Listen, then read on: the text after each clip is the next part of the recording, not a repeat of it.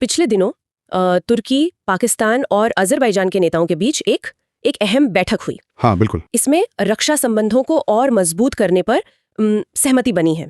अब देखिए, पहली नजर में तो ये बस 3 देशों का आपसी मामला लगता है, लेकिन इसकी वजह से ना भारत और ग्रीस जैसे देशों में थोड़ी चिंता बढ़ गई है। तो आइए हमारे पास जो स्रोत हैं उनके जरिए इस पूरे मामले को थोड़ा गहराई से समझते हैं। बिल्कुल। और ये सिर्फ एक समझौता नहीं है, जैसा आपने कहा, मतलब ये उस क्षेत्र में शक्ति के समीकरण बदल सकता है जो पहले से ही आप देखिए काफी नाजुक दौर से गुजर रहा है। सही। तो यहाँ समझना ये जरूरी है कि इन देशों के अपने हित और उनकी जो विदेश नीतियां हैं वो दूसरों पर क्या असर डाल रही हैं।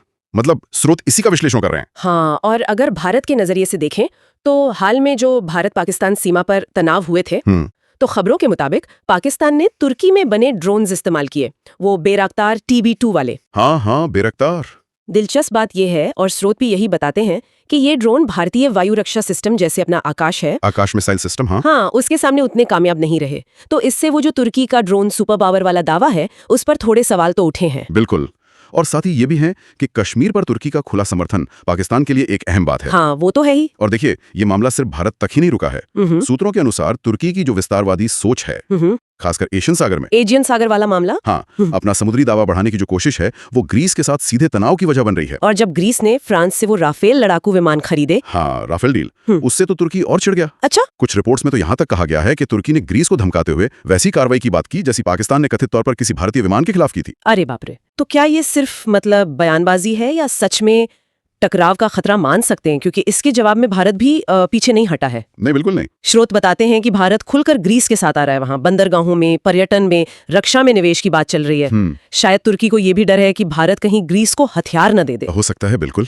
और इसके अलावा भारत ने तुर्की के जो विरोधी देश हैं जैसे साइप्रस और आर्मेनिया, हाँ, आर्मेनिया, उनसे भी अपने रक्षा रिश्ते मजबूत किए हैं। हाँ, और आर्मेनिया का जिक्र यहाँ बहुत अहम हो जाता है ना। बिल्कुल। देखिए, आर्मेनिया और अजरबैजान के बीच वो नागोर्नो काराबाख इलाके पर पुराना झगड़ा है। हाँ, वो जो अंतर्राष्ट्रीय तौर पर तो अजरबैजान का हिस्सा है, पर आर्मेनियाई गुटों का नियंत्रण रहा है। हाँ। तो विश्लेषण ये दिखाता है कि भारत का आर्मेनिया को पिनाका रॉकेट सिस्टम जैसे हथियार देना, पिनाका दिया है भारत ने। हाँ, रिपोर्ट्स यही कहती हैं।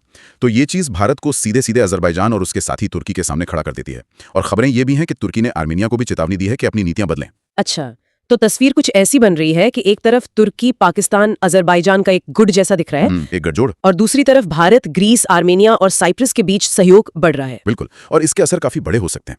देखिए, तुर्की और ग्रीस दोनों नाटो के सदस्य हैं। हाँ, ये तो है। मतलब सैद्धांतिक रूप से तो एक ही सैन्य गठबंधन में है, तो उनके बीच ये जो बढ़ता तनाव है ये सीधे नाटो की एकता के लिए एक बड़ी चुनौती है। सही बात है। कुछ विश्लेषक मानते हैं, जैसा स्रोतों में भी इशारा है, कि तुर्की के राष्ट्रपति अर्दवान की जो विचारधारा है और अपना प्रभाव बढ़ाने की जो कोशिशें हैं, हाँ, उनकी नीतियां, वही इन तनावों की जड़ में है। और इससे न सिर्फ इस क्षेत्र में बल्कि दुनिया भर में टकराव का खतरा बढ़ रहा है। तो कुल मिला के देखें तो ये जो तुर्की, पाकिस्तान, अजरबैजान की बैठक हुई और उनकी रक्षा समझौते हुए, इन्होंने कई पेचीदा भू राजनीतिक तनावों को मतलब सतह पर ला दिया है। कश्मीर से लेकर एजियन सागर और नगोर्नो काराबाख तक सब कहीं ना कहीं जुड़ते दिख रहे हैं। हाँ, ये साफ है कि इन गठबंधनों और इनके विरोध में जो समीकरण बन रहे हैं उनके नतीजे दूर तक जा सकते हैं, और इससे जाहिर है क्षेत्रीय और वैश्विक अस्थिरता और बढ़ सकती है। तो यहाँ एक सवाल सोचने के लिए छोड़ जाते हैं। जिस तरह अलग अलग देशों के हित और ये हथियार सौदे इस पूरे इलाके में एक दूसरे से उलझ गए हैं, क्या कोई एक छोटी सी चिंगारी भी किसी ऐसे बड़े झगड़े को हवा दे सकती है जिसमें शायद वो देश भी खिंच जाएं जो सीधे तौर पर किसी एक विवाद का हिस्सा नहीं है?